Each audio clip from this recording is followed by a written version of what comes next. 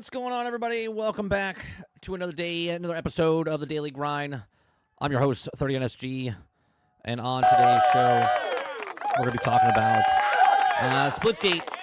Splitgate 2, title says, Splitgate 2 dev beg fans, give us one more chance at our relaunch. We're talking about Division 2 Survival's official reveal at Gamescom. We're also going to talk about the season, more seasons that are coming out, or I guess the roadmap for Season 7 or Year 7 for Division 2 as well.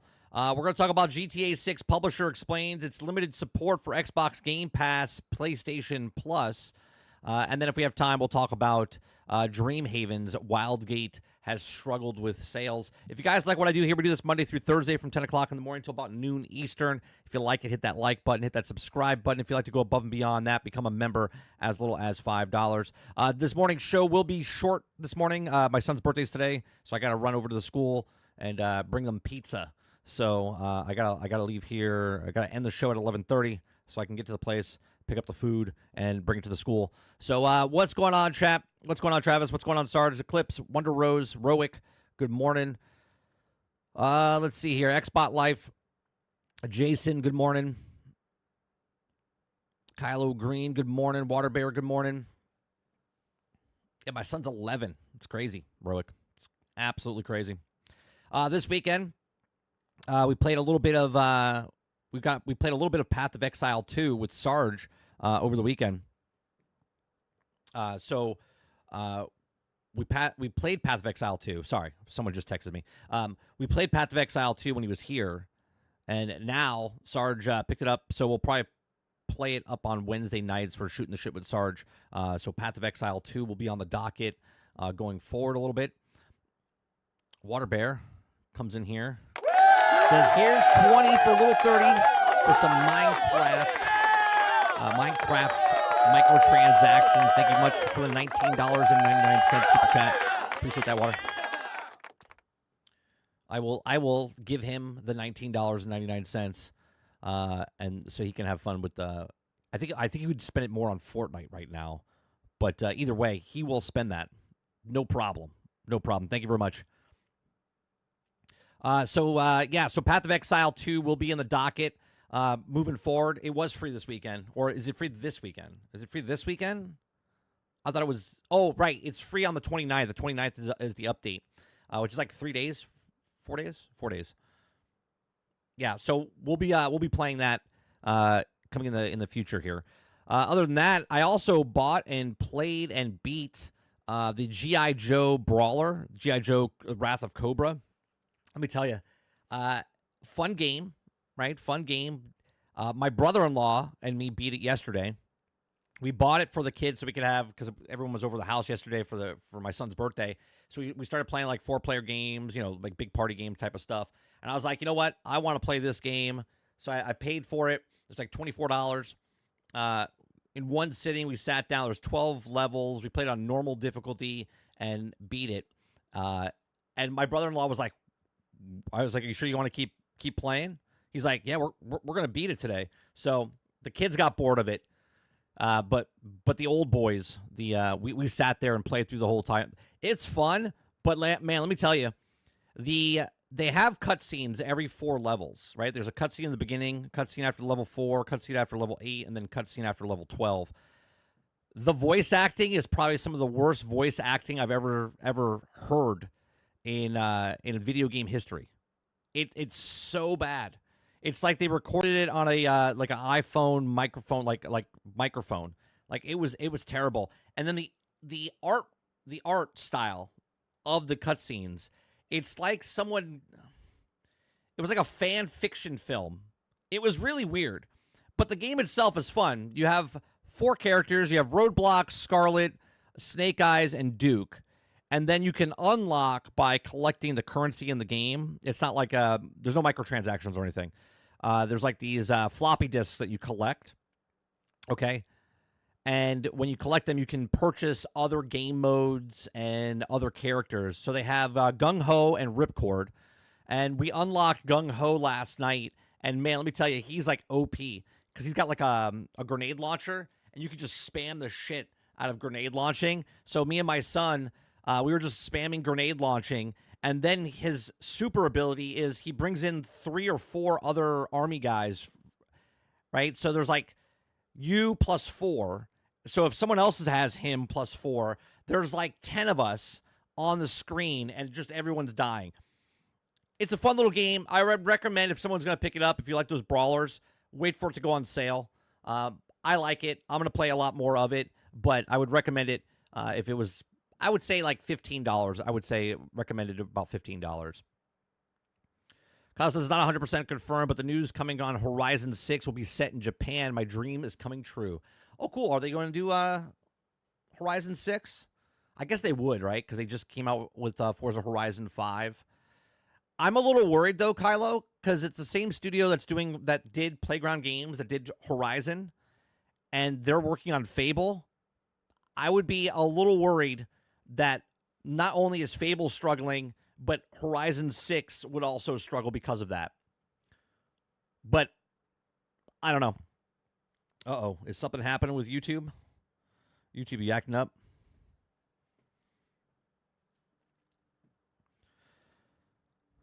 Mr. Luke, what's going on, Mr. Luke? Says, what's worse than Delta Force? This is the cutscenes. The cutscenes, the cinematic trailers in this game, Luke, are pretty bad. They're pretty bad. Pretty bad. Oh, that's cool, Luke. I got your message. Oh, cool. You want to play a Hell Let Loose this week? Sweet. We can do that. We could do that. Let's see here. Why is it YouTube acting up? If YouTube's acting up for you guys, make sure you just refresh. It should fix the problem. Kyle says, but don't put my hopes down. They have yet to make a bad Horizon game, so day comes, it comes. Well, I'm just saying because they, like when they made Forza Horizon, they weren't working on anything else. They were working on Forza Horizon, right? I really like Horizon. But then they moved them over to Fable, and now they're making Horizon 6, potentially. And if that's the case, they're struggling with Fable. We know they are, right? They're taking their game engine and trying to make that game. So hopefully it doesn't hurt. It doesn't hurt them, you know? Waterbear says we'll have to drift into new Forza. Fast and Furious. Tokyo Drift was the shittiest movie out of all of them. Well, I should say the earlier ones, anyway. Rogue says Horizon won't be as bad for them as the game engine is made also for Forza. They also are having issues trying to use it for Fable. No, I know, Rogue, but what I'm saying is because they're working on it, because they're working this half the studio, majority of the studio is working on Fable, the other game is going to take a back seat for a bit. You know what I'm saying? Travis says, 30 real talk. Do you think Fable will do well? I see it as old Fable fans. Will also be like the Fable of new people. Will be like the Fable is Fable or F is Fable. I think Fable has a potential of doing really well, but it also has a potential of being screwed over because of changes or if they do something where they rush out the door. I mean, we've seen a couple things, right? We've seen things that Microsoft Studios they release a game like Redfall, which is not very good. But then we've also seen games where they come out and you've seen Indiana Jones, right? Now, obviously, I know one's Bethesda and one's not Bethesda and stuff. But what I'm saying is, overall, they can make good games. Like an 85, 86 in the 80s is not a bad game. Hell, even in the high 70s is not a bad game. But when they rush something out the door, it could be really bad for them. So, all right, let's get started because I got a hard out at 11:30. So let's start off. Man, we've been talking a lot about Splitgate. Okay, we've been talking a lot about Splitgate. Oh, real fast before I do this, I just want to say, I know Kingard watches the show. I don't know if you guys have watched his last video.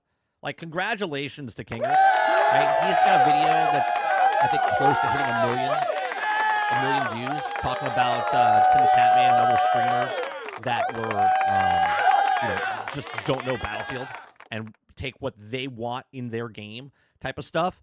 And now other people, we usually react to Kingard's video. We'll probably do it later this week, probably like on a Thursday. Okay. But his video is just taking off, man. Taking off. Good video. Love his editing style. Ever since we found him it's almost been 2 years since we found Kingard. Okay. And I love watching his stuff. So his last video is going to break 1 million. It's close to it, I think, now. So congratulations to him if he watches this after the fact and whatnot. I've messaged him, but I want to let you guys know, go check it out. It's a good video. It's a good video. All right. So Splitgate 2 dev beg fans, give us one more chance at our relaunch. This is not a good sign. This is not a good sign. If you're begging your audience to give you one more shot, you're in a relationship that you're like, come on, baby, please. Just give me one more shot. I swear to God, I won't screw it up this time. Like, they have completely torched their entire game, fan base, and everything. Okay? Right, Water, exactly. Begging like an ex who messed up. It's exactly right. It's exactly right. Okay? If you guys like what I do, we do this Monday through Thursday from 10 o'clock in the morning to noon Eastern. If you like it, hit that like button, hit that subscribe button. If you'd like to go above and beyond that, become a member as little as $5. Okay? So, in a social media post, Splitgate 2 development team at 1047 Games promoted the hashtag Stop Killing Games campaign. It was seen as somewhat ironic by some gamers, and they took the comment section under post of berated of 1047 following the disastrous self-imploded launch of Splitgate 2 in June. After Splitgate 2 failed to make a mark in June, hampered by controversial comments and decisions made by 1047 Games leadership team, the game is also pulled back to beta, which is just, I mean, come on. There was another game, and I forget what it was. It was a multiplayer game. We always talk about it, but I can't think of it. Okay? It came out, it launched, and then went back to beta, and then came out, and then completely failed. Okay? There's stereotypes for a reason. When you do stuff like this, right, and I'm not talking about multiverses, but multiverses is another game that came out in beta, launched, and then closed down. Okay? Yes, it was open for a year afterwards, but yet it's yet another game that came out in beta. People loved it. They launched it. People loved it. Then they had a little bit of turmoil, and then they said, we're just going to close it down. We're just going to close it down. So Splitgate 2 didn't make FPS great again. No, it actually didn't make FPS great again. Okay? It chased trends. The downfall of Splitgate 2 began when 1047 Games CEO Ian took to the stage of Summer Game Fest to make some controversial statements about his title. He was wearing a hat, okay, with the message on it, make FPS great again, which was enough to trigger many gamers worldwide. That is not what triggered people. That is not what triggered people, right? If you were triggered by someone's hat that said make FPS great again, you're retarded, okay? Because that is not why Splitgate 2 failed. It failed because when he stood up on stage with the baseball bat, with the hat that said first-person shooters make great FPS great again, he said we have a battle royale, which is so tone-deaf because everybody that liked Splitgate 1 liked it because it was bringing back the old feel of Halo with Portal, which is fast-paced, Call of Duty-esque type of stuff, okay? Almost like a Quake, okay? And that's why people liked it. But then they come out on stage, tone-deaf, and said, we heard what you said, and we want to bring first-person shooters back again, and we're going to bring in a battle royale. And they were like, what? I thought you wanted to make FPS great again. Why are you going to battle royales? Tone-deaf, okay? So following some microtransaction prices and the design choice further impacted Splitgate 2's launch, and once the creator moved away from the game, the player counted crumbled. In a post on social media, 1047 Games team was caught begging fans to still have faith. Okay? So Nightwing Alex says, guys, I don't want to be that guy, but you literally killed your second game as well. Yes. Okay. And then Splitgate said, give us one more chance at our launch. Please. That's pathetic. That's pathetic. Right? They don't know what to do. They are spiraling out of control as a company. Okay? Spiraling out of control. and they need to pull back and start to reevaluate what they actually want to do. Okay. The one more chance comment was followed up with a similar sentiment. Total understand we've disappointed. Hope we'll be able to earn your trust back. See, this right here, they give us one more chance at launch, was like the initial tweet. You know what I mean? Like you didn't think about before you sent it, because this shows desperation. And then coming back and saying, hey, look, we totally understand if we've disappointed. Hope we'll be able to earn your trust back. That should have been the first thing, right? That should have been the original post, not give us one more chance at our relaunch and then a praise symbol here. It should have been like, hey, we totally understand that you're disappointed. Okay? We messed up. Hopefully we'll be able to earn your trust back.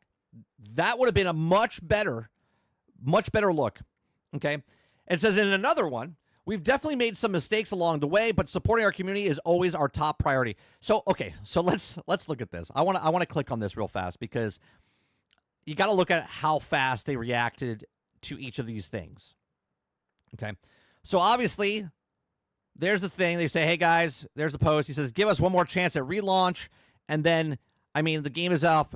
This is the rebuttal. He says, I mean, if the game won't have BR mode, I will, because I always love the idea of the game since the first one. And I've been disappointed twice now, you know? Let me see if they reposted. They didn't respond back to that one. But they came back afterwards.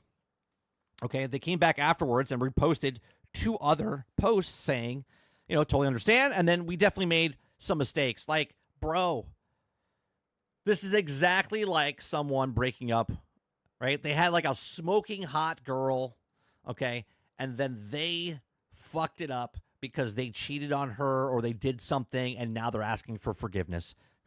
Sorry, baby. Just trust us. I love you. I love you, fans. I love you. Look, I'm just human. We just make mistakes. Yeah, sure. 100%. But you can make your mistakes without the rest of your fan base that trusted you in the very beginning. But then you said you were closing down the game. Then you said you were going to make FPS great again. Then you brought a Battle Royale in. Then you charged $140 for microtransactions. Then you took 45% off after you said 50% off, and it was only 45% off, and it went down to $80. Okay, $80 microtransactions. Then you said you're going to do a peer-to-peer, and you're going to keep it open again. You don't know what you're doing yourself, so how are people supposed to trust you when you're constantly changing what you said the last time? Okay, so it says, unlikely that Splitgate 2 will be able to make much of a splash when it does eventually reemerge. The damage has been done, and despite the game's boasting some innovative mechanics, players won't forget what happened this year with the game's original launch. So, I ask you, okay, are you waiting for Splitgate 2 to relaunch, to give them a shot one more time? Or are you done? Not because of what they've done, but you gave them a shot, and now something else is coming out in the foreseeable future. If that is a launch of Path of Exile 2, if that's another game like Expedition 33 that's down the road that comes out and happens to surprise you, if it's Grand Theft Auto 6, if it's Battlefield 6, if it's the next Call of Duty, if it's whatever it is, are you giving Splitgate 2 your time and money? Okay, or are you moving on to someone else to give your time and money to that person? Let me know in the comments section. Let me know in the live chat. Please make sure you share, like, subscribe if you like what I do here, and I'll see you guys in the next one. Yeah, I don't know what's worse right now, Randy Pitchford or Splitgate. Who's making more waves by just shut it? Just shut it. Like, is it Randy Pitchford or Splitgate? They're in like a neck-and-neck race of who should shut up first. Travis says 30. Wait, maybe. We never understood their plan. Maybe they make FPS great again by giving them a rock bottom. Maybe they're playing like 4D chess. Jason says, market's too overcrowded, and it looked very average to begin with. I agree with you, Jason. Like, again, I am not the clientele anymore for that type of game. But when I look at that game, I'm like, yeah, it didn't do enough for me to go, oh, man, I'll give it a shot. Like, I've tried other games that I haven't played for in years, Okay? I've never touched a Dark Souls game, but Elden Ring came out, and I was like, I'll give it a shot. That looks really good, right? Like, I played other games that usually don't go up my avenue, and I'm like, this, nothing, because there's so many games like them. Waterbear says, every game that doesn't need a battle royale, and you don't need extremely overpriced microtransactions. If people love the game, they will buy your skins. See Last Epoch and Path of Exile, for example. You know what I just thought of, Water? When you're saying that every game needs a battle royale, meanwhile, Tim the Tatman wanted that battle royale, and I went on, I commented on his thing, okay? He said, can we just have this one? You had Splitgate 2. How come you didn't go play that battle royale? Right? That's a free-to-play game. Oh, I know why. They didn't pay you money. They didn't pay you money. I'm just guessing, though. I'm just guessing. I don't know. It could be that he didn't really like that battle royale from Splitgate, a free-to-play game, right? But instead, he wanted a battle royale in Battlefield 6. But I don't know if he got paid. Roic says they had their shot. Not their time has passed. Moving on to something new. It's a tie. Yeah, it is a tie between them, right? Like Randy comes out one day and then Splitgate comes out the other. They're like, no. Who cannot shut their mouth first? You know who did it very well when they were getting shitstormed? Sean Murray and No Man's Sky. He was yapping, and then he stopped. And then he shut his mouth for 2 years. 2 years. Never heard anything. And now we have the saying, a No Man's Sky moment. Mind you, you never want a No Man's Sky moment. You don't want to come out broke, buggy, unfinished, and people hate your game, and then turn it around. You want the come out, make a game, sell a game, and be good from the start. You never want to have the No Man's Sky moment, even though people are like, maybe they'll have a No Man's Sky moment. You don't want a No Man's Sky moment. You want to come out complete. Eclipse says, W for the nerfing of the movement in Battlefield. Roic says, didn't he just come out and say Borderlands 4 is worth $200? He did. And now there's something else that he said, but I wasn't going to bring it up today, but he's nervous. He's nervous about the sales that are going to happen. Which is just weird, because isn't he the boss of Gearbox? Can he look at the numbers? Can he look at the numbers of the pre-orders of people? Like, you know what? We're bringing it up. We're bringing it up. Okay? Because there's an article here, right here.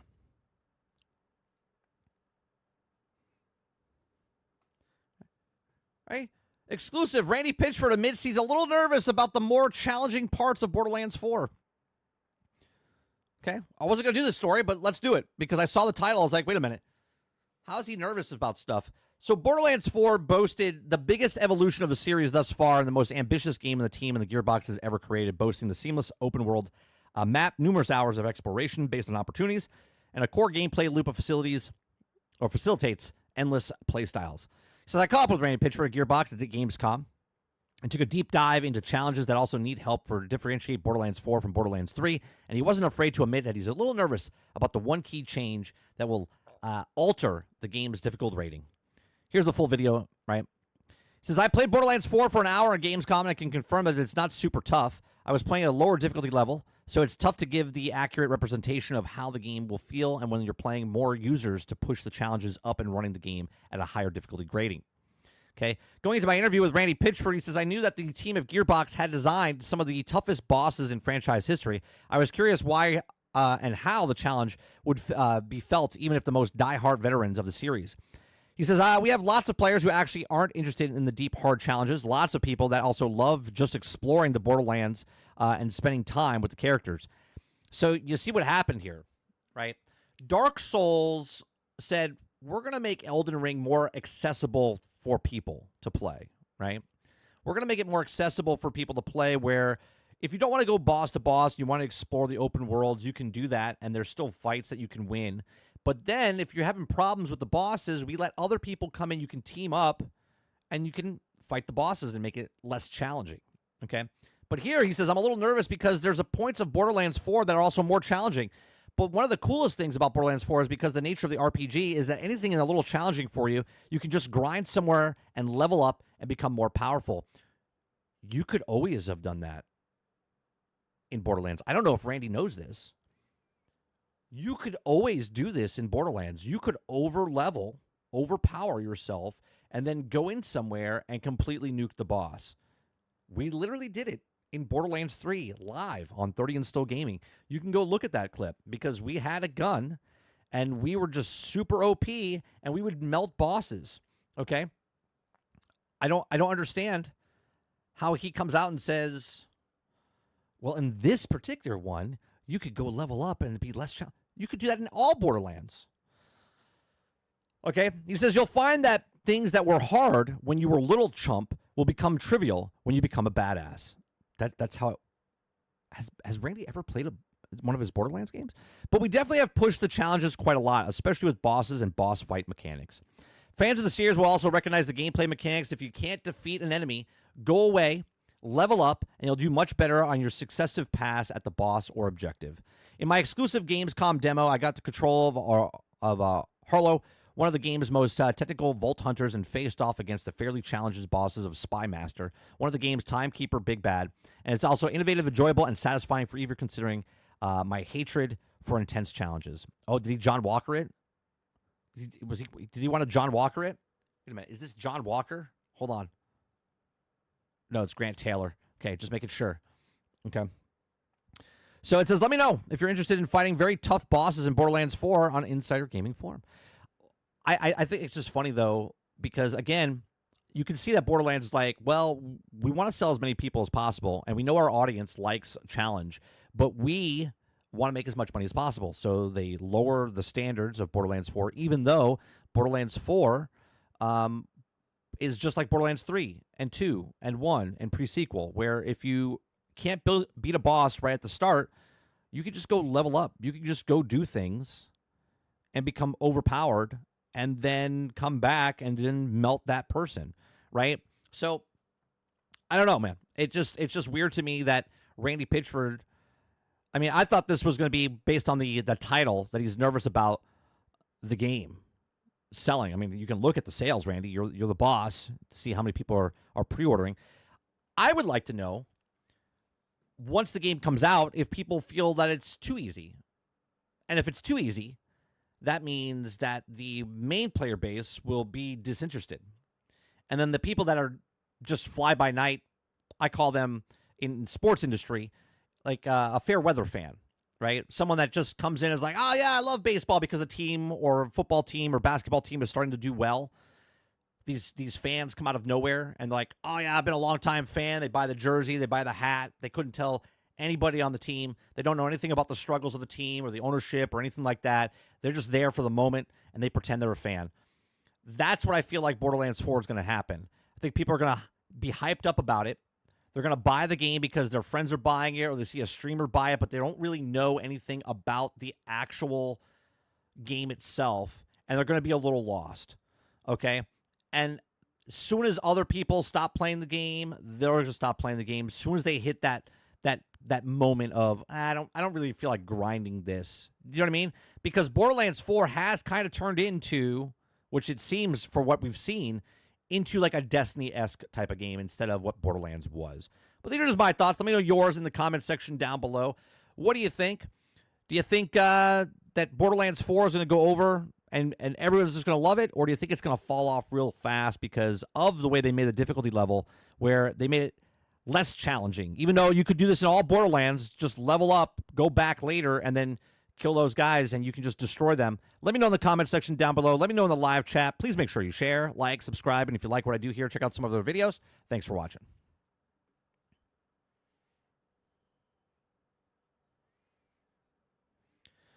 Travis says, if the game flops, who do they blame it on? Because we know it's Randy's fault. I don't think you can blame it on Randy just solo. I mean, he would take responsibility. I mean, it's his fault regardless because he's the boss.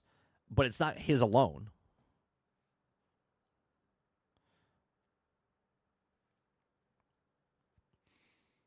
Waterbear says, oh, wait. If they just make it less challenging by allowing you to skip the boss altogether. yeah, just John Walker it. Skip the boss, John Walker said. Walk on by. Waterbear says, so you can bet your ass there's going to be a lot of Reddit sections saying that the game is too grindy. Eclipse says Elden Ring made it the best if it's up to you. If you want to make the game easier by over-leveling, then it's not the game that got easy. It's just being able to over-level, making it easy. Makes it easy. Right. I liked Elden Ring. I didn't complete it. I didn't complete the bosses. Maybe one day I will. But I had like 50, 60 hours in the game, and I enjoyed every minute I was in it. I just stopped playing because other games came out. Travis says Destiny isn't Destiny, so Borderlands 4 bringing Destiny puts on glasses. It's a bold move, Cotton.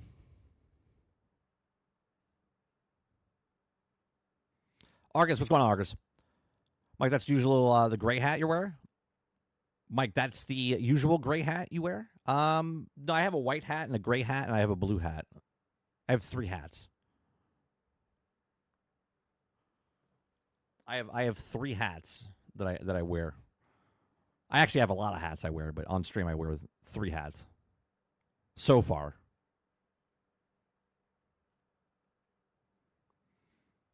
I wear a lot of different hats streaming, physically and theoretically.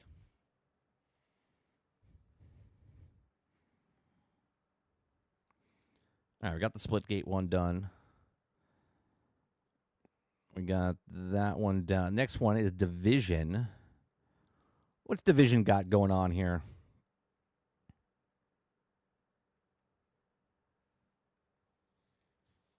Where'd I get the gray one? We buy them online. Well, actually, I think I got this one at downtown Disney Springs. There's a store there that you can go in, but I just get them online.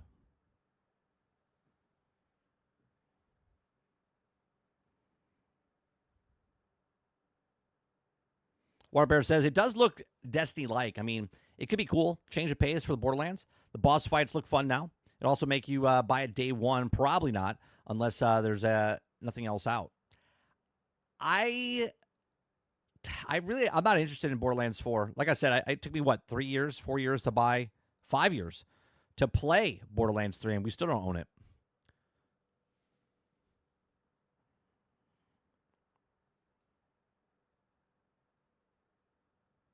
Yeah, no, it is. It is.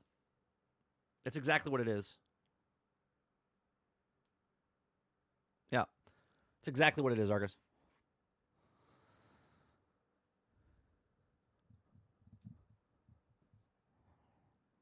All right.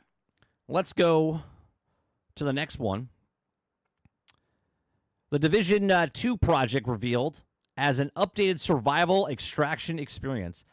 Here's what I'm very confused about with. You ever actually listen to companies when they're like, we're listening to the fans.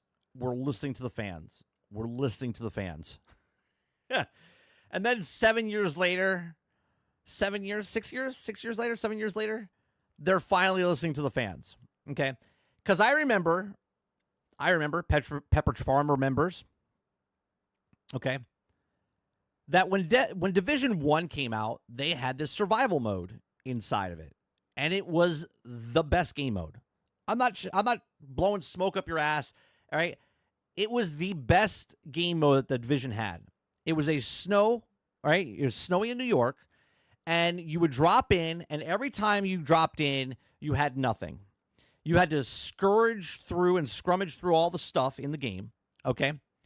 And you would find different like coats and different things to put on your guy so you didn't freeze to death, right? So it was a survival game at the very core, at the very beginning, okay? And then you would scavenge all the stuff, and that was out in the regular world, okay? So while you were out in the regular world, which was PvE only at that time, okay, you would suit up. So think about as a battle royale, you drop in, you open all these chests, you open all these things, you try to get the best weapons, and then as the circle closes, you're trying to get, hopefully you have the best gear against somebody else to win the battle royale, right? In this survival game that Division made, in Division 1, you would suit up, get your best weapons, and then you're like, all right, I'm going into the dark zone.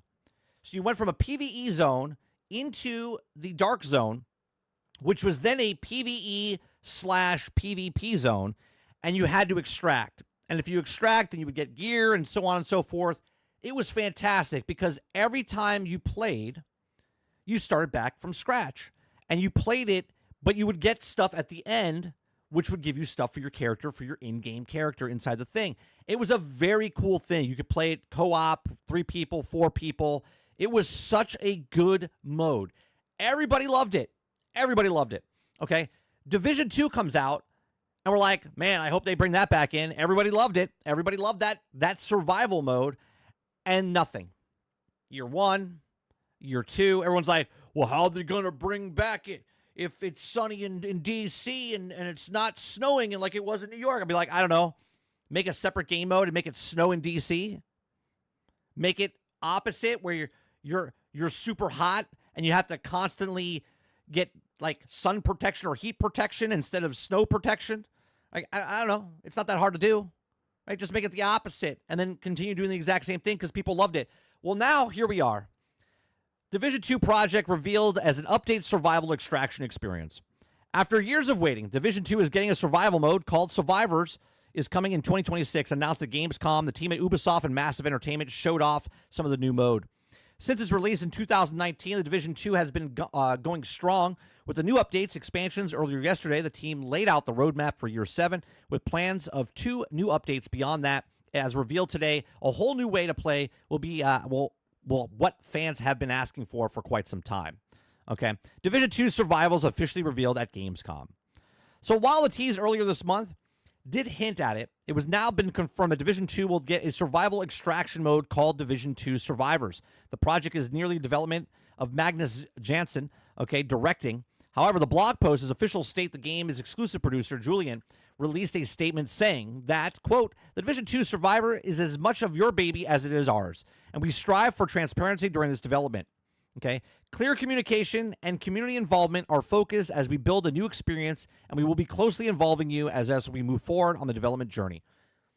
When they do stuff like this, and we've been asking, right? Me and Sarge literally played Division 1 and Division 2 for a really long time until about a year and a half ago, and then we're kind of done because they were changing it in different directions that we didn't like, okay? And now they're like, hey, yeah, we're doing clear communication and community involvement, and we're focusing and building this new experience that we're closely evolving you to move forward, even though we've been asking for survival games since Division 1. To me, this says that everything else that we had planned for this game went out the window, right? Because we weren't going to support it, then we started supporting it, then we decided that we were going to support it more, and now we're going into this direction in Year 7, okay, which will be, I guess, Year 8? Or no, it's going into Year 7, okay, for it. And they now are listening to the community 6 years later. All they had to do was move that over to this point from Division 1, and they would have had something for themselves. But instead, they were like, nah, let's go this way. Let's monetize it more. Let's try to do something else. So the concept art of the mode includes Survivor's logo can be found on the blog as well. We will see how some familiar landmarks in Washington, D.C. is all dusted in snow now, given some of the base gameplays. It will all be interesting to see how the mode comes out.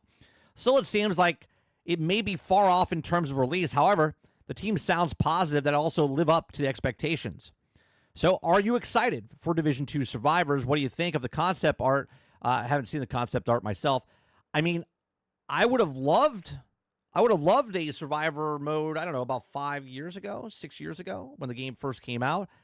Now, am I excited? No. Am I intrigued? Yes, because if it's something like it was in the very first game, then I would go back and play it every once in a while. But at the same time, there's so many other games out, and this game has been out for so long, I'm kind of done with it, right? I'm kind of done with it. I don't need to play Division anymore.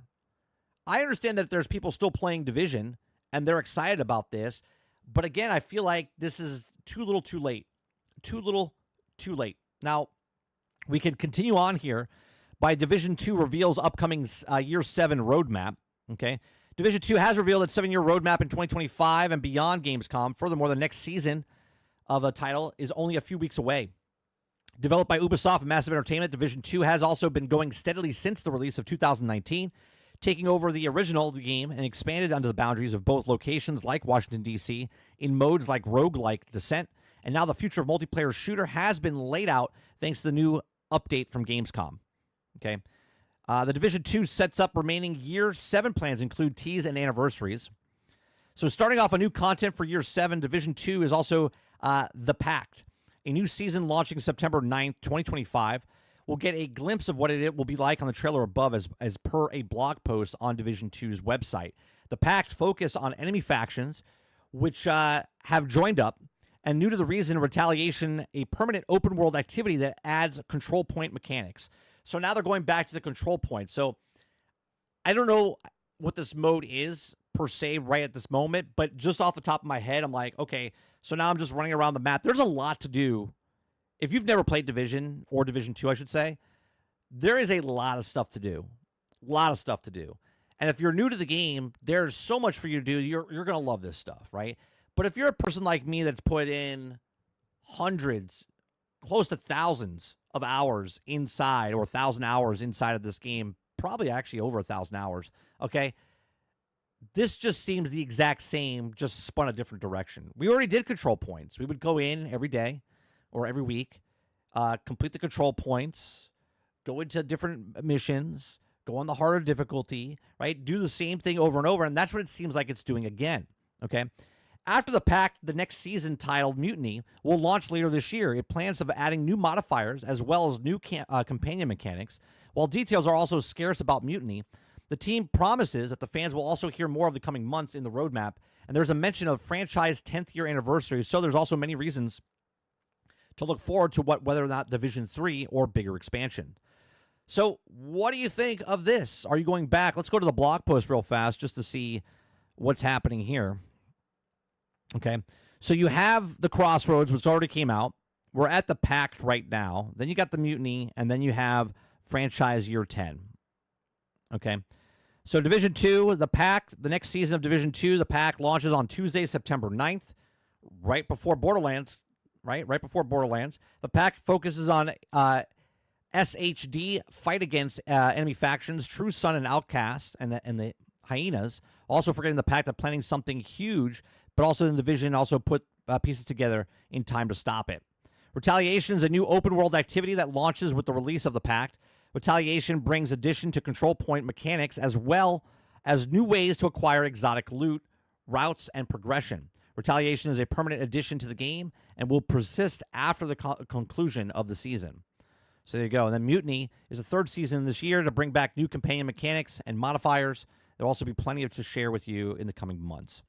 And then I don't know why they have stretch goals here. Stretch goals are back for reminder of Crossroads until September 9th. Earn rewards till tier 100 of the season pass. Rewards include Wasp outfit, knee pads, and something called Lexington. For a full breakdown of the rewards, check out here for the stretch goals. Let's look at the stretch goals here. So you get the you get that reward right there, the Wasp. That's actually pretty cool looking. I don't care, but that's pretty cool looking for people that want to get that.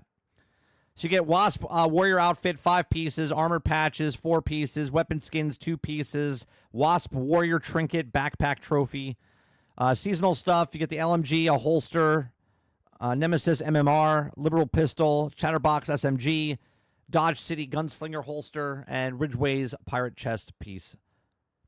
And then a whole bunch of other stuff. So, again, if you're a person that's just 100% just loves Division 2, there's a lot of stuff for you coming in the near future for you. So what do you guys think? You guys going to go back to Division 2 and try out Division 2? If it's for the Pact, if it's for Mutiny, or if it's for the extraction shooter, Survivor Extraction that comes out next year. Let me know in the comments section. Let me know in the live chat. Please make sure you share, like, subscribe, and if you like what I do here, check out some of the other videos. Thanks for watching. All right, let's see what you guys are saying here. Arga says, games I'm looking forward to is Helldivers 2 on Xbox and Borderlands 4.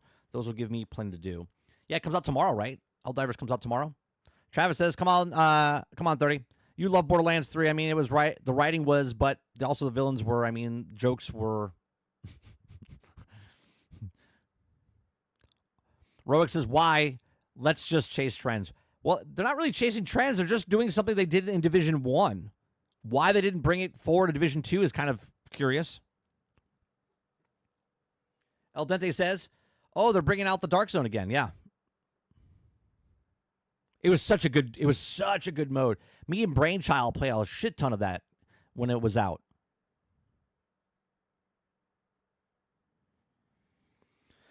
Sarge says OP equals buck naked with an AK and a rocket launcher. Although they says this sounds that as soon as the money started running out, they got to go, well, it's time to release the good stuff, and we've been holding back. That's pretty much how I feel, El Dente. They're like, oh, well, the multiplayer stuff we wanted to make and the ongoing stuff, they're like, that didn't work out too well. What could bring back people? Well, they've been asking for survival for the last 6 years. Why don't we do that?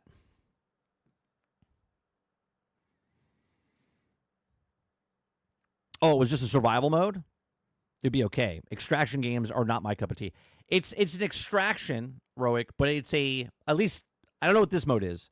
The one that was from Division 1 was you drop in, everybody, it's not like 100 people. It's just like you drop in, I forget how many people it was. El Dente, do you remember how many people it was that could jump into the, you could die way before you even made it to, because you could die of starvation, you could die of being frozen. Like, you wouldn't even make it to the actual extraction zone. You wouldn't get into the DZ, okay? So you could die way ahead of time, which made it more interesting because then people that were in the dark zone, there might have been, let's say, I don't know, 12 people that went into the world. You might have been the only person that made it to the dark zone, and then all you had to do was beat the PvE component of it, and then you could extract, okay? It wasn't an extraction like a Tarkov or anything like that. It was a nice little different spin on it. It was actually really good.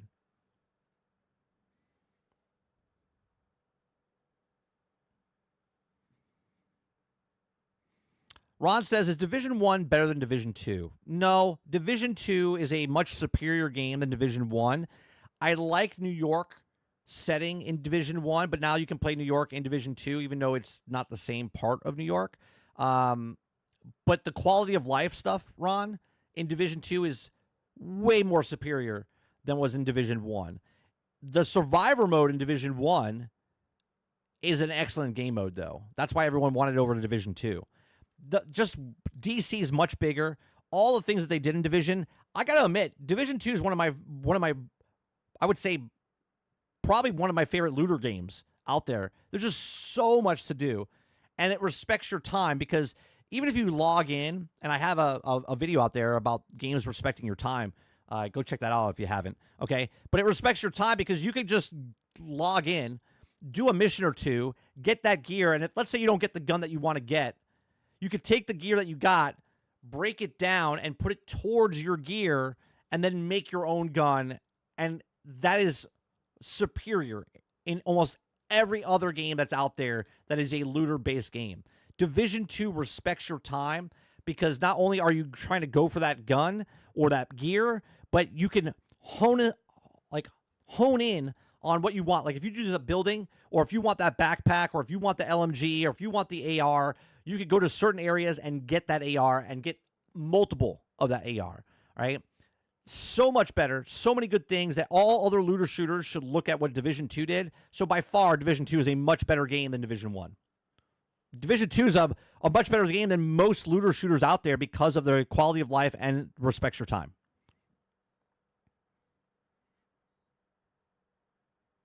Let's see here.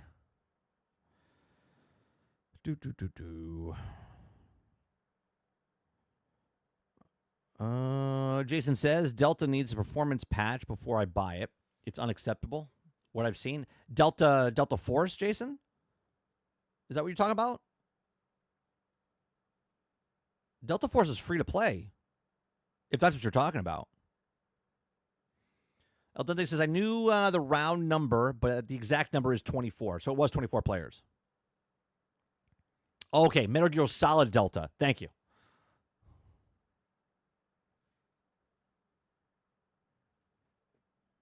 I was like, Delta Force. You said Delta. Why is it there's so many games out there that are all named the same?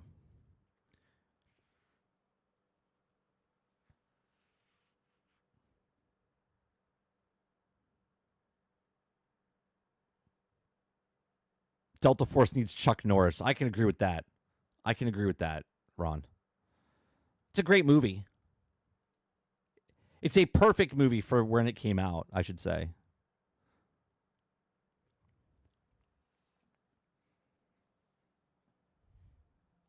Delta Airlines.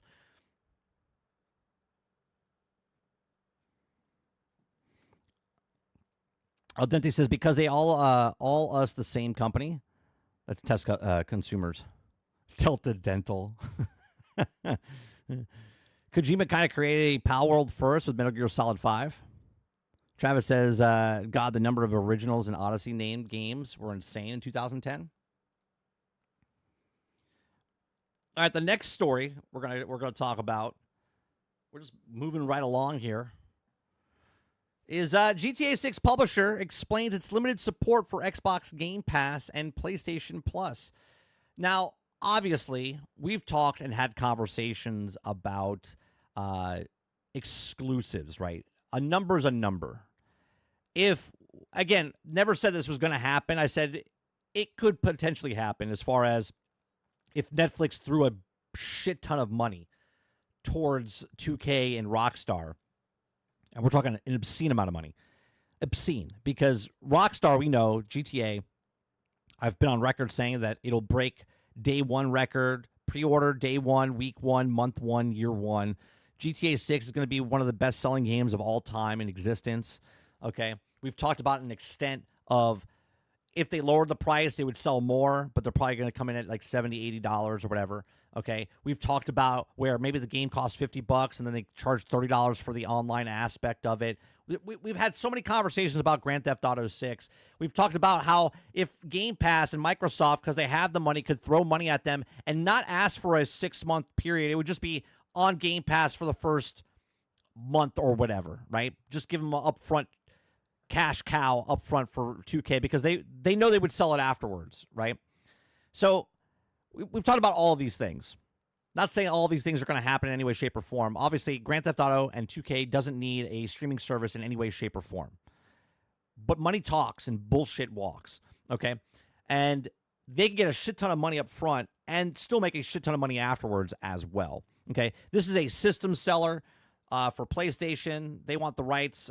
I think they have the marketing rights, by the way, for GTA 6 when it comes out. They'll probably bundle it with PlayStation.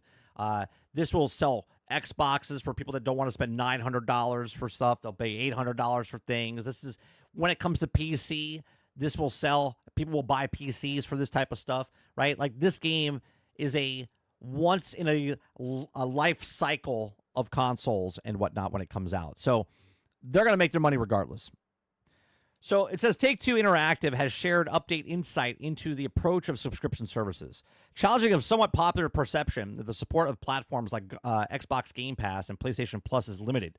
Although the company may not agree with the limited indicated that it's not too many of these games are likely to join subscription services in the foreseeable future, relative to the overall size of Take-Two's ever-growing content library. Now, they've been outspoken ahead of time saying we don't want to put our games day and date, right, day one on these streaming services. They don't believe that, right? They're okay putting it on because I think Grand Theft Auto has been on Game Pass now for like 4 or 5 times over the years, okay? So they put Red Dead Redemption. They've put their other games on Game Pass as well. They'll make the money off of that. And all those years later, Red Dead Redemption and Grand Theft Auto, they make a lot of money, okay, from people playing that game with microtransactions and whatnot for that game and for 2K through those services. It says the impact of Game Pass and the subscription service on the industry has been a hotly debated topic since the emergence of 2010. Ditto for their overall business viability. While many smaller companies readily embrace the opportunity to add their titles to such a third-party catalogs, larger publishers have often remained cautious or pursued their own subscription models. Since it started offering games to GTA Plus members, Take-Two Interactive falls into both camps, right? So they have their own GTA Plus online type of thing, plus they have the Take-Two Interactive, okay?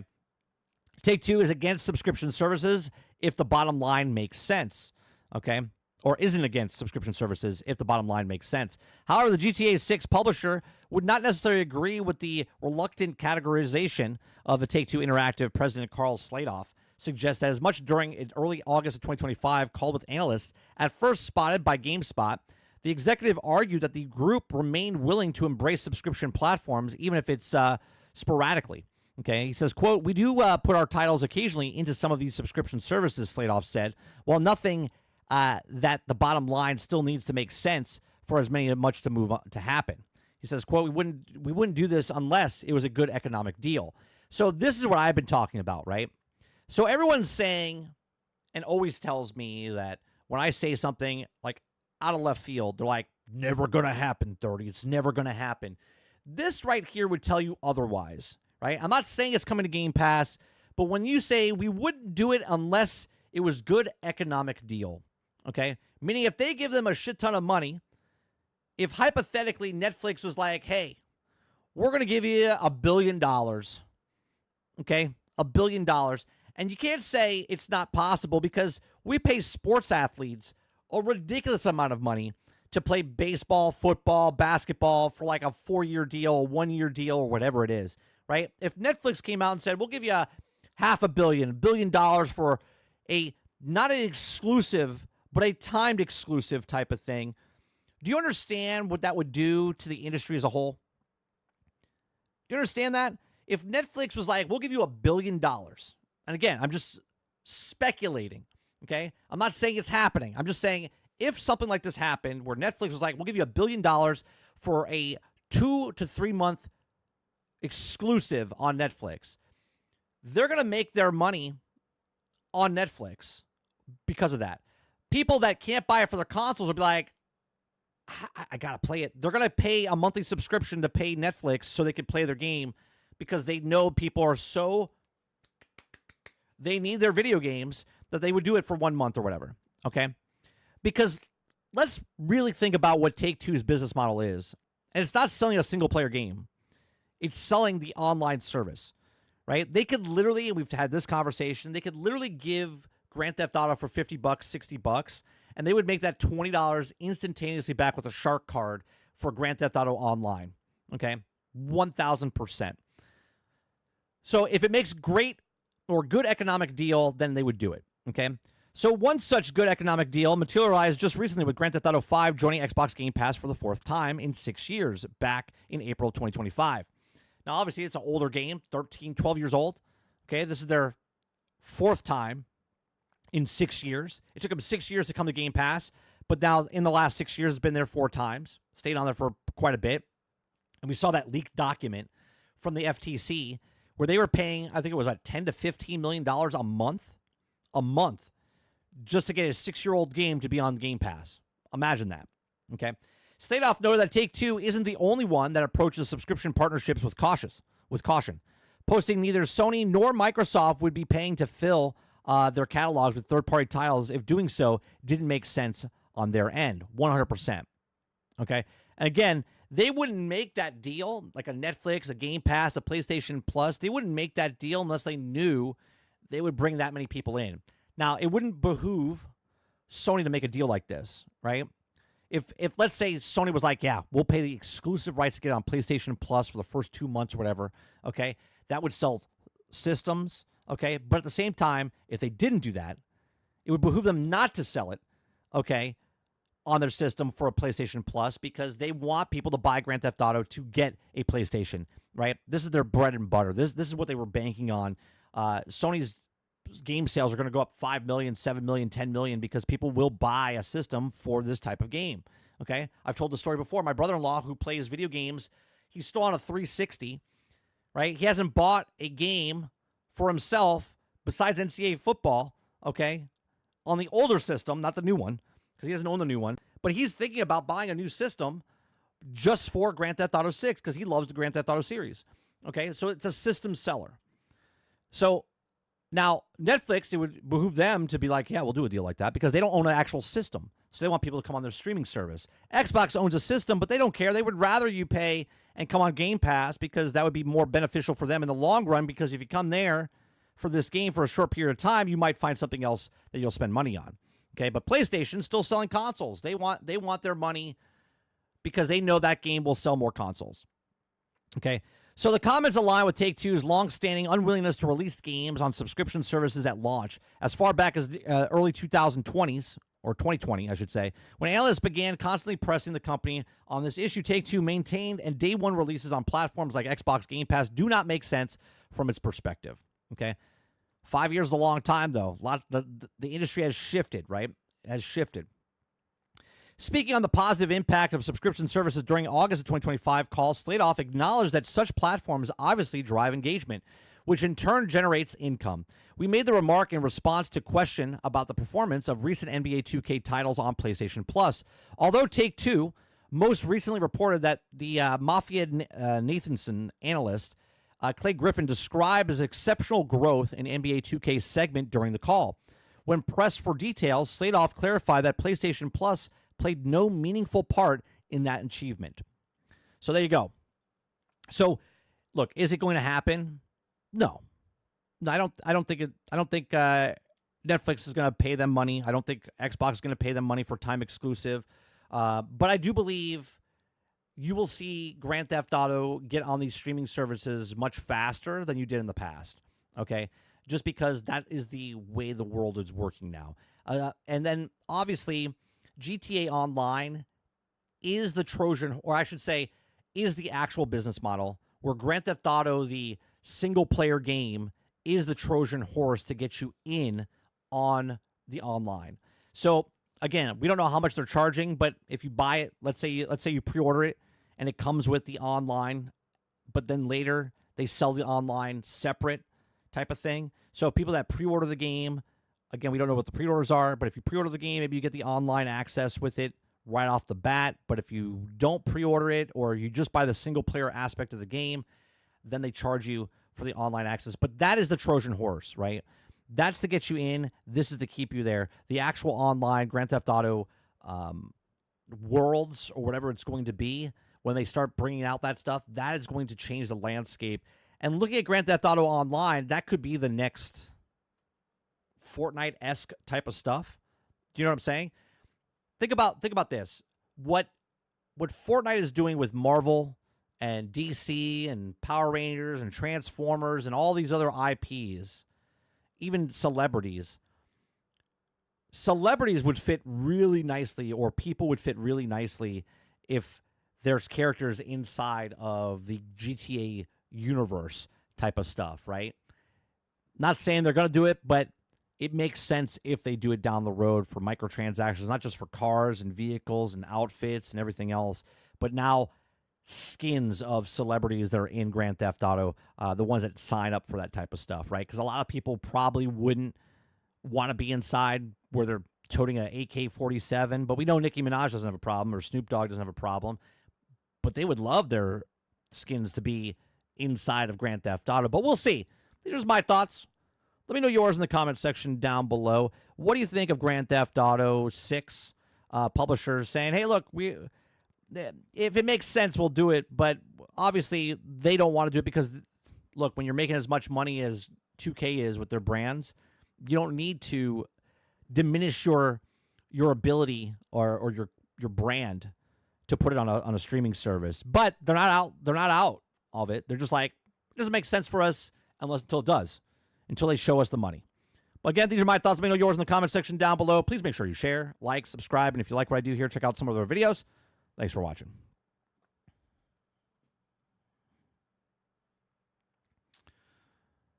Let's see here. Waterbear says there's going to be a lot of PTO used around the time of GTA 6 drops. I'm just waiting for it to go gold so I can put my PTO for use.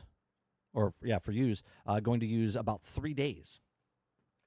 I love the fact that that's when you know you're a true gamer. When you're taking paid time off. I used to do the same thing. I used to do the exact same thing.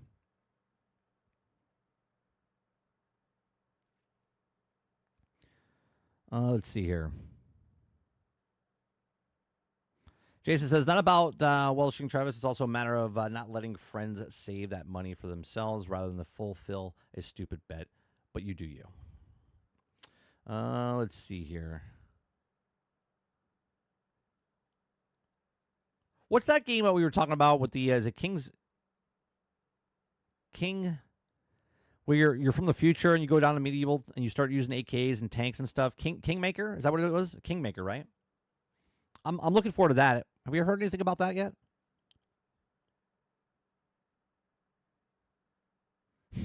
Ron says, I hate open world games. I just like linear Gooner games. Ron says, we have Mind's Eye. We don't need GTA.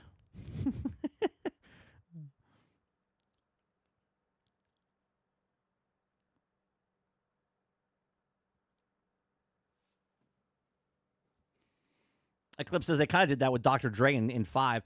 Yeah, I think they do that more. I think they lean into that a little bit more. Especially look at Call of Duty and stuff, what they're doing there, right? I could see a whole bunch of celebrities and people that want to be inside of the Grand Theft Auto game.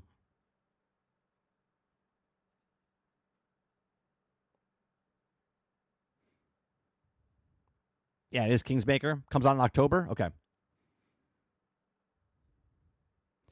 Roic says, I give it 2 years, and then it'll be on Game Pass / PlayStation Plus.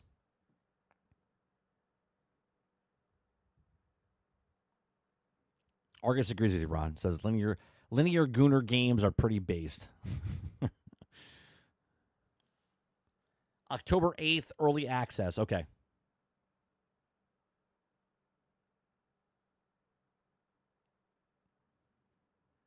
Ron says, I can see someone creating GTA 6 and Battlefield 6 Portal. Maybe, Ron. I don't know the skins you would be able to use, but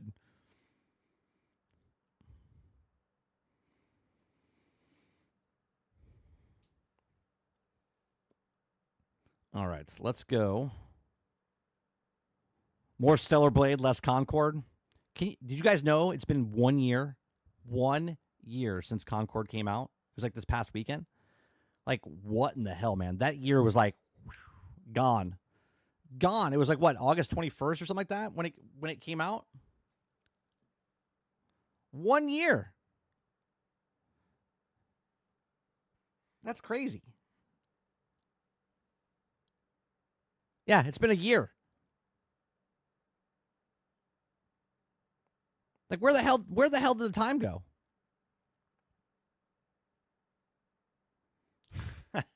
It's been a year since release and 12 days since closure.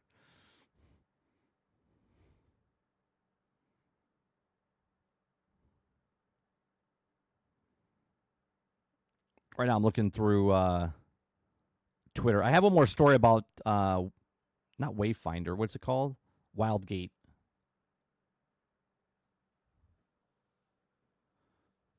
Dolphin says, I've had 2 kids since Concord came out. Jesus.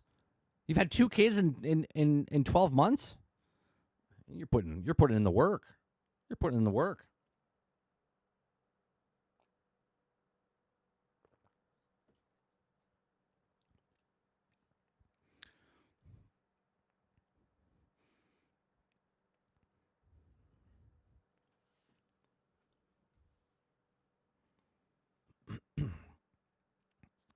All right, let's go to Wildgate. This is the game that came out that everyone loved, right? Everybody loved this game. They're like, oh, it's so good. Been getting really good reviews, right? Really good reviews. No, not twins.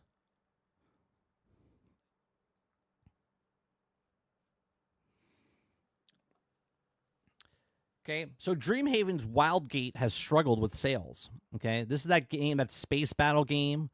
We watched, I think, Force. Was it Force Gaming? I think he played it. He was talking about this. And I said, it looked cool. I said, I don't think it's going to do good, though. I don't think it's going to do good.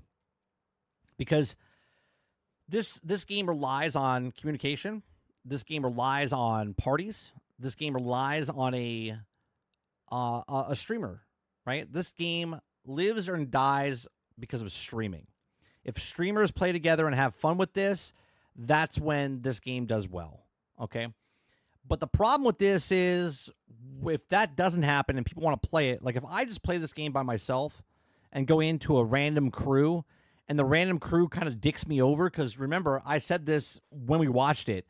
So let's say me and Water are playing the game, and I don't know Water, right? Me and Water are playing the game. And then all of a sudden in the game, Water decides to backstab me inside the game. Not only am I going up against other people, that's Wildgate, right? I forget, is that the game or is the other game that you can back? No, it's this game. It's this game where you could backstab me and then take the thing and then you win, right?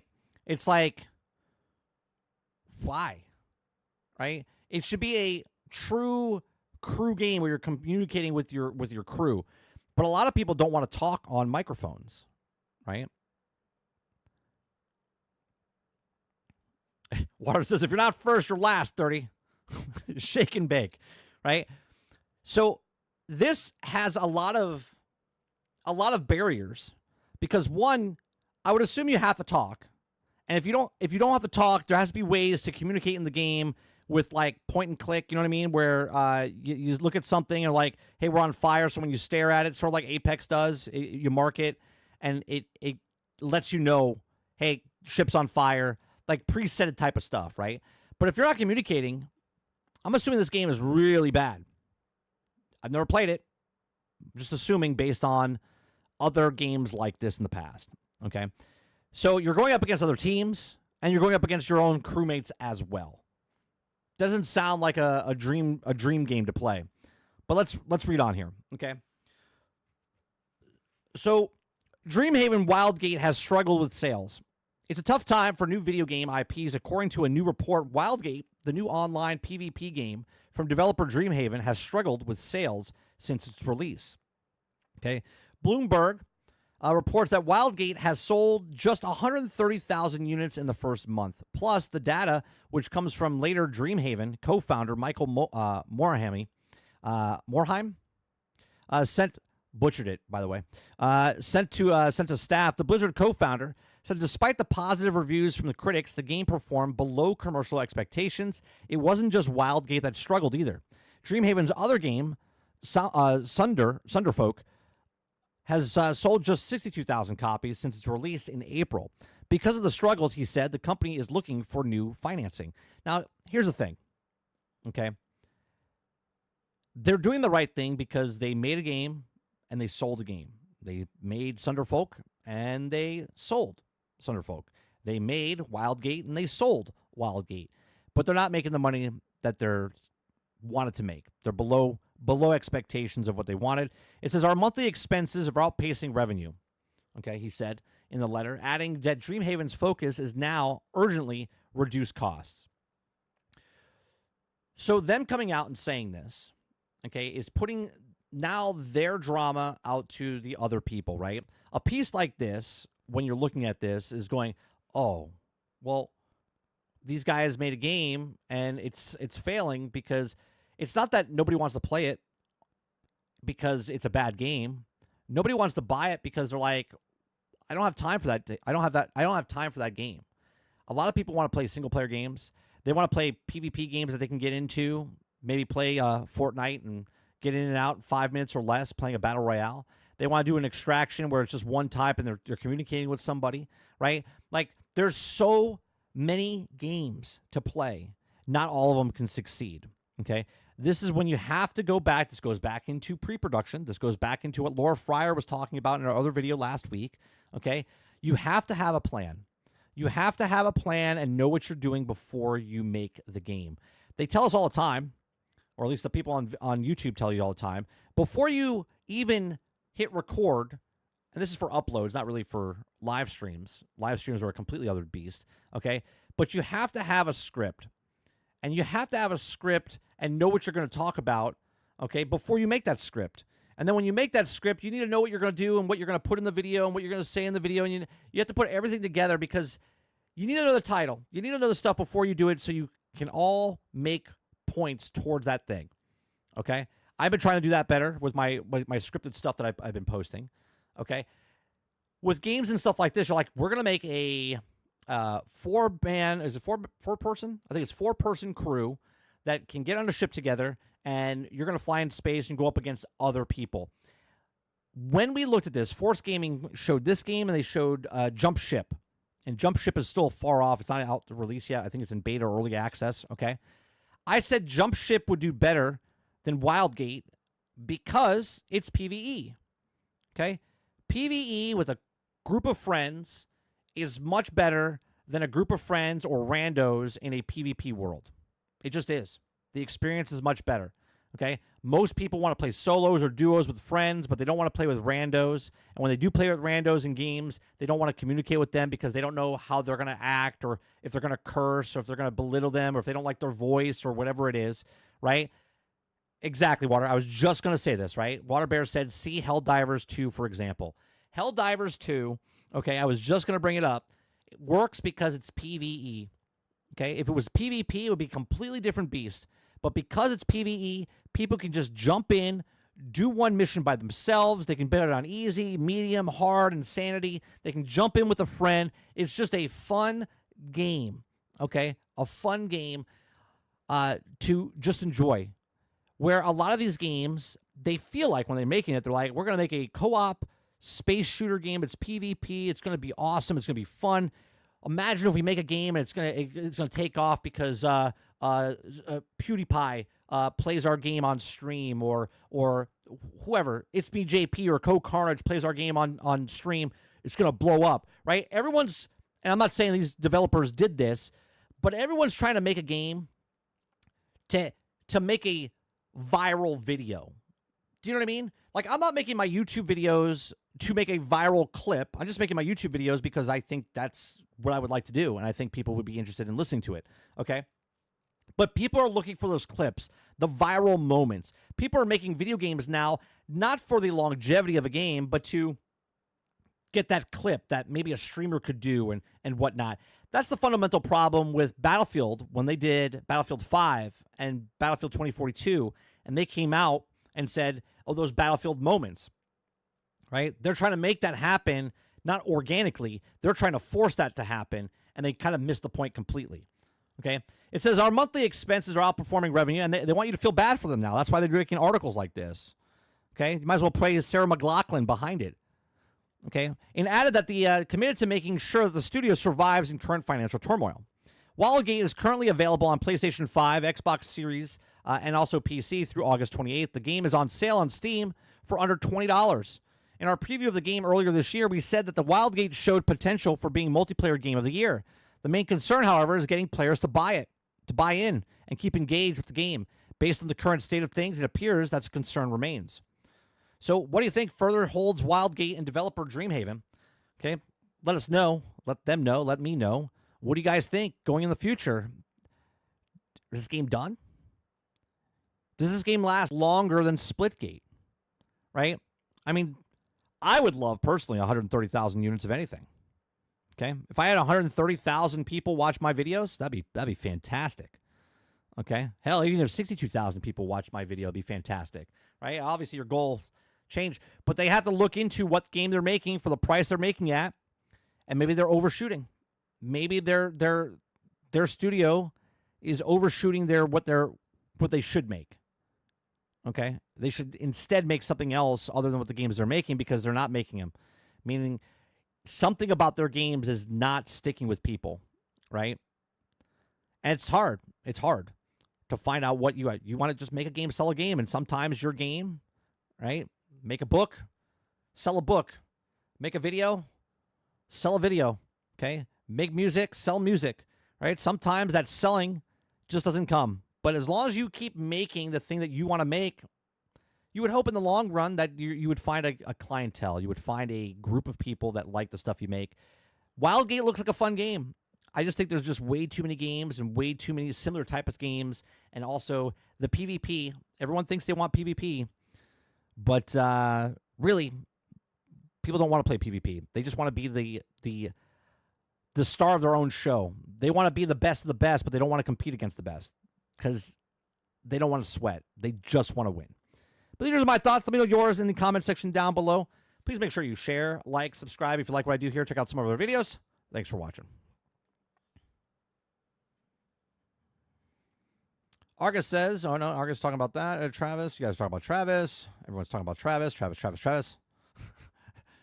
Travis has got so many friends inside chat. Let's see.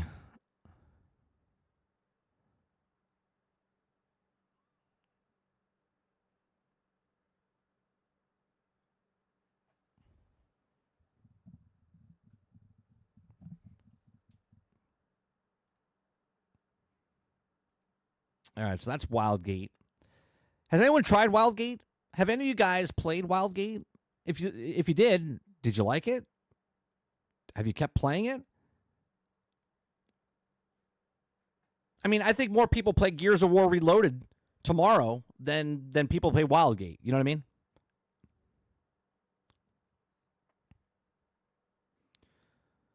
Roic says, IGN, I think, had a 40-minute of gameplay on High on Life 2. I can't watch that today, Roic. I got to be out of here in 10 minutes. It's my son's birthday. Today is the actual birthday. So at school, all the kids' lunch is on me today. So I got to go pick up pizza for the kids. So I got to go pick up the pizza and bring it to school. So I can't watch a long video.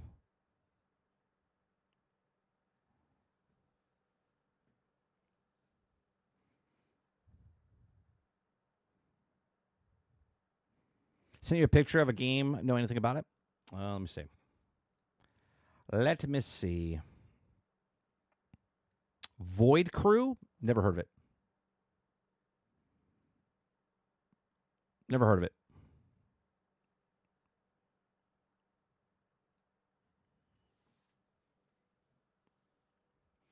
Eclipse says, I haven't played it and looked fun, but it seems like you need a whole team to play, and you can barely get one friend to play a game with me. It's true, Eclipse. Yep. Magic Dolphin says, if Gears of War 4-player co-op. Oh, you know what I went back and played Dune Awakening this weekend, right? And I logged in. I have to tell you, right? I just made a video. I posted on Friday. And then Friday night, I went back to Dune Awakening about respecting the player's time. Okay? So I went back to Dune Awakening, and I missed it by like a couple days of activating my shield generator again on my house, my base. Eclipse's base is completely gone. Like, your base is gone. Like, there's nothing left. Nothing there. No sign of, no trace, no nothing. I think at one point, I think it's a cool mechanic because the desert just eats up people's houses. Like, you can go travel in Dune Awakening now and see people's houses and bases completely just destroyed. Okay? I came back and my whole base was almost completely gone. So I spent the next hour and a half just rebuilding my base in Dune Awakening. Okay? And because of that, I was like, ugh. I want to come back because next month, right, they're bringing out September 9th or whatever it is. They're bringing back the next update with the season and stuff like that. And I was like, holy Christ, I want to do the story. But now I got to, like, worry about all the stuff. I lost my ornithopter because my ornithopter was out. It was out. It was in the hangar. But then the storm came and completely destroyed my hangar and my ornithopter. So now I have to go grind to get the gear again to get an ornithopter. Okay? So I'm a little pissed right now. Okay? And I know someone will be like, well, you did it. You didn't maintain it. You should have logged in. You should have had a job. You should have set a timer on your device and did all this stuff. And I'm like, bro, I have to go back and do everything I did before again. Okay, and I understand it's a survival game, but it's like, come on. Now instead of moving on to the next season, or working on the next chapter or act or whatever it is, now I have to build up my shit again, right? Now I got to build up my shit again so I could go do the other missions. You see what I'm saying? So that irked me a little bit. It irked me a little bit. I was really pissed in the beginning. I kind of talked myself down a little bit. I wanna enjoy the game. I want to play Act 2, but I don't know, man. I don't know. Waterbear says, I had zero interest in Wildgate, Splitgate, Tamegate, or any game with the name Gate. They always fail. However, I will be playing Gears of War and Helldivers 2 tomorrow. I love that. I love that you said all the gates. If they have fail or fall or gate in it, they always fail. Oh, that's funny.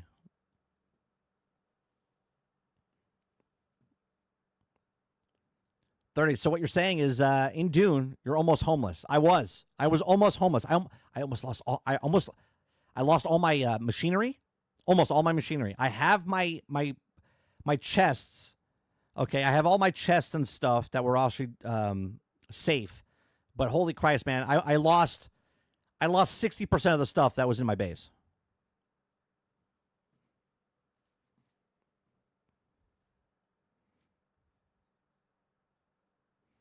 Eclipse says, if my friend still has his private server, I'll probably join back because you can make it where your stuff doesn't get destroyed on a private server. Make a problem, sell the solution, right, Eclipse? Make a problem, sell the solution.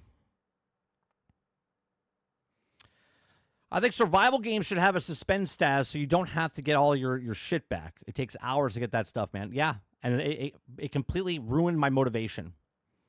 Roic says that would make me say I'm done.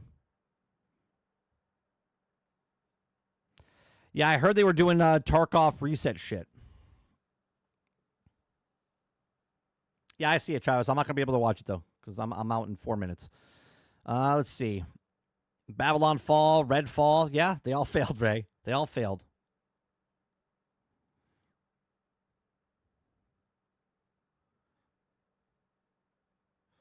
They seriously need to make a Fallout 76 mechanic with the base. That would be good. Actually, while I was happening, me and Mr. Luke talked about it the other day because we were talking real briefly about the new season of Fallout that comes out. I said I might go back and play Fallout for like a month or so when the next season of Fallout comes out and go back to play Fallout 76. I like Fallout 76, man.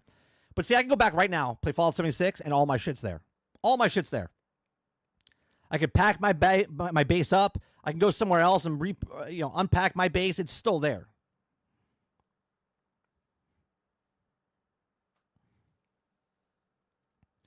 Yeah, it's brutal. Absolutely brutal.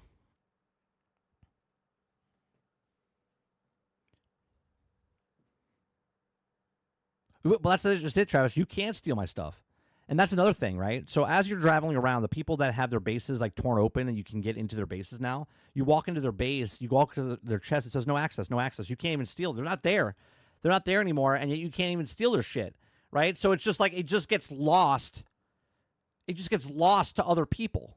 Or not to other people. It just gets lost to the world.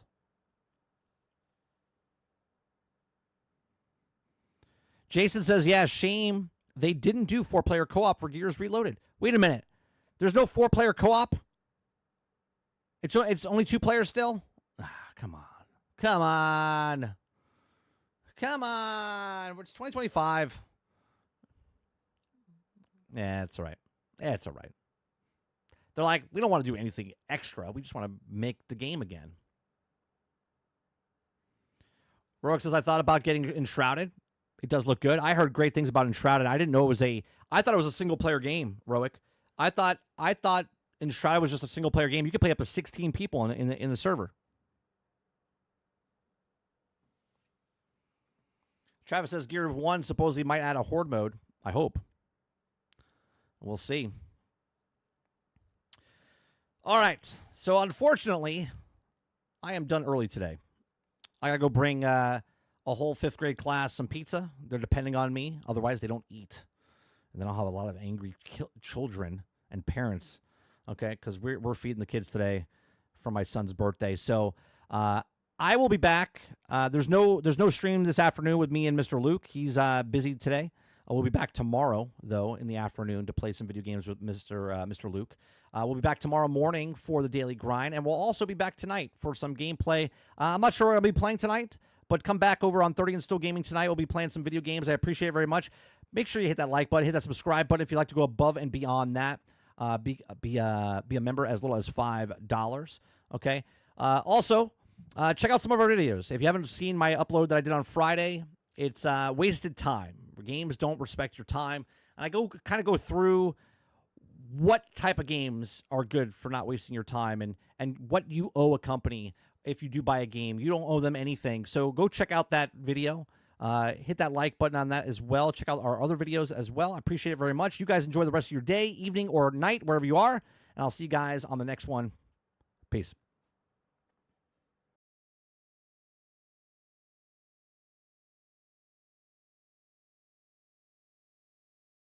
1, 2, 3, 4. Dum dum dum dum dum dum. Dum dum dum dum dum dum.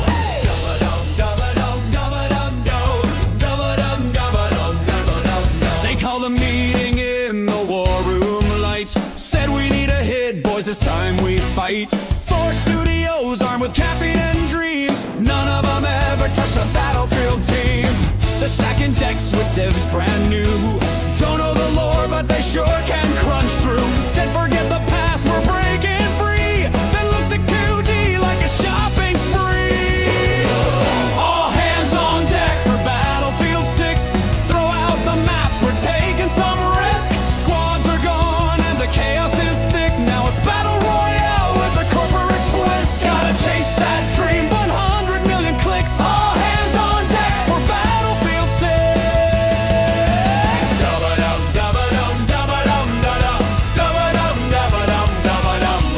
Destruction's cool, but we need some flash. Can we make them buy skins and dance for cash? We'll copy Warzone and hope it sticks. Call it innovative, slap on some tricks. No campaign plan, just a live service grind. Loot till you drop, leave balance behind. Say goodbye to jets and that squad revive. Just loadouts and gulags to keep it alive. Can you hear the bats crying in the mist? Where's my squad play? What the hell is this? But the suits don't blink, they're locked in a trance, chasing ghosts in a Call of Duty dance. All hands on deck for Battlefield 6. Hope and fear mixed in marketing scripts. Reboot the hype, ignore all the tricks. Pretend 2042 never existed. Just give us that goal, 100 million hits. All hands on deck for Battlefield 6.